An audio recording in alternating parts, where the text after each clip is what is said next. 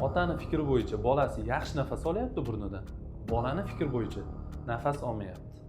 Kimning gapi to'g'ri? Assalomu alaykum hammaga. Bugun burun to'siq qiyshiqligini organizmga qanchalik xalaqit berishi va nafas olish qanchalik organizm uchun muhimligi haqida gaplashib o'tmoqchiman. Nega? Hozir bitta kasal ko'rdik. Bola 14 yasharli.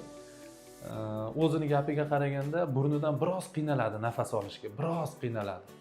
Dadasining gapiga qaraganda burundan nafas olishlari yaxshi. Xo'p, bolani tekshirdik. Endoskop yordamida ko'rganimizda bu chap tomoni, chap burun teshigi, bu o'ng burun teshigi. O'rtadagi suyakdagi qiyshiqlik. Aslida mana shu joyda o'rtada kattagina nafas olish zonasi bo'ladi. Havo kirib chiqadigan joy bo'ladi. Misol tariqasida mana bu rasmda normada qanday bo'lishi ko'rsatilgan burunda, ya'ni bu chap tomon teshigi, bu o'ng tomon burun teshigi.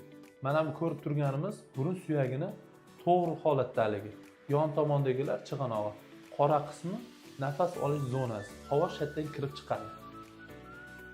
Shu havo 50% bu tomondan, 50% bu tomondan nafas olinadi. Mana shu 20 yoshli, 50 yoshli odamda sog'lom burni hisoblanadi.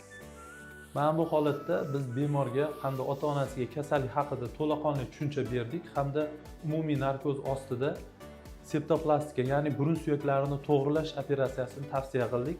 Ertaga operatsiyasini qilamiz hamda bemorimiz burnidan to'liq nafas olishini tiklab beramiz.